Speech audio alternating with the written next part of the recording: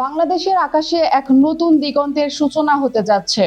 বিমান বাহিনীর আধুনিকায়নের অংশ হিসেবে চীনের তৈরি 20টি জে-10সিই মাল্টিরোল ফাইটার জেট কেনার সিদ্ধান্ত নিয়েছে সরকার। প্রায় 2.2 বিলিয়ন মার্কিন ডলারের মূল্যের এই চুক্তিটিকে শুধু সাধারণ সামরিক কেনাকাটা নয়, বরং দক্ষিণ এশিয়ার সামগ্রিক আকাশ প্রতিরক্ষা ব্যবস্থায় এবং আঞ্চলিক কৌশলগত ভারসাম্যের একটি বড় পরিবর্তন হিসেবে দেখছেন আন্তর্জাতিক বিশ্লেষকরা। বাংলাদেশ বিমান বাহিনীর বহরের দিকে তাকালে বিষয়টি পরিষ্কার হয়ে যায়। এতদিন ধরে বাহিনী চালিয়ে আসছিল মূলত পুরনো চীনা F-7 ফাইটার এবং সীমিত সংখ্যক রাশিয়ান MiG-29 দিয়ে। F-7 মূলত 1960-এর দশকের সোভিয়েত MiG-21 এর চীনা সংস্করণ, যা আজকের আধুনিক যুদ্ধক্ষেত্রে কার্যত অচল। MiG-29 মূলত উন্নত হলেও সংখ্যায় অপ্রতুল এবং রক্ষণাবেক্ষণে ব্যয়বহুল।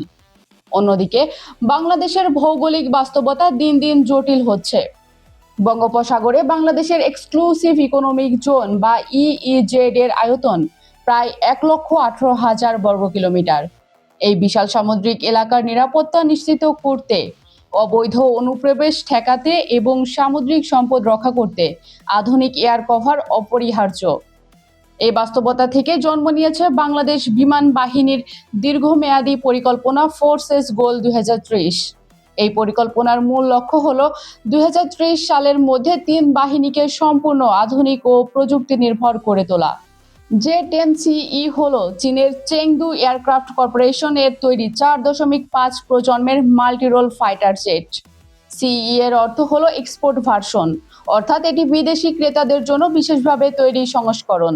এই বিমানের সবচেয়ে উল্লেখযোগ্য বৈশিষ্ট্য হলো এর AESA radar, active electronically scanned এরাই। এই রাডার একই সাথে একাধিক টার্গেট ট্র্যাক করতে পারে, ইলেকট্রনিক জ্যামিং প্রতিরোধ করতে সক্ষম এবং দীর্ঘ দূরত্বে শত্রু বিমান শনাক্ত করতে পারে। অস্ত্র সক্ষমতার দিক থেকে জে-10সিই বহন করতে পারে PL-15 দীর্ঘ পাল্লার আকাশ থেকে আকাশে নিক্ষেপণযোগ্য ক্ষেপণাস্ত্র, যার কার্যকর পাল্লা 200 কিলোমিটারেরও বেশি।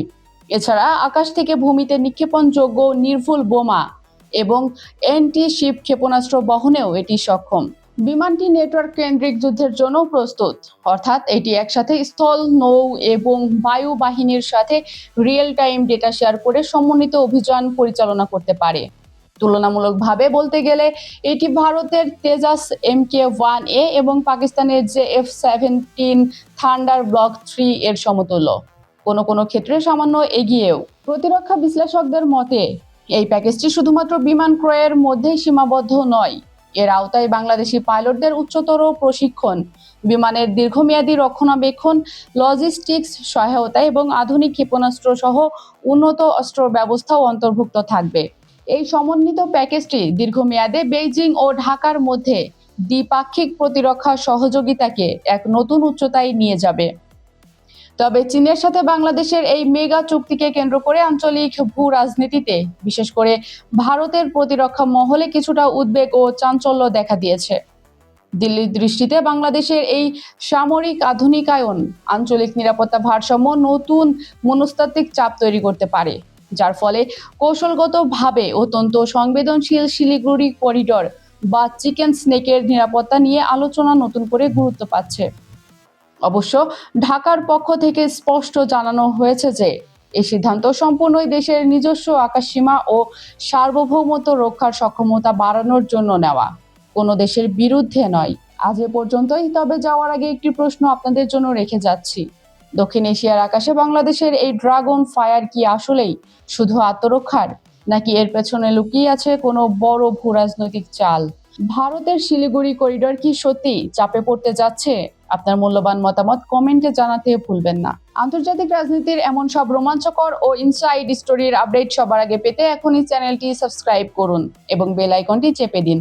বিজ্ঞাপন ও প্রমোশনের জন্য ডেসক্রিপশনে দেওয়া নাম্বারে যোগাযোগ করুন। দেখা হচ্ছে পরের ভিডিওতে নতুন কোনো ভূ রাজনৈতিক সমীকরণ নিয়ে। ততক্ষণ পর্যন্ত ভালো থাকুন, নিরাপদ থাকুন আর চোখ রাখুন আমাদের পর্দায়। আল্লাহ হাফিজ।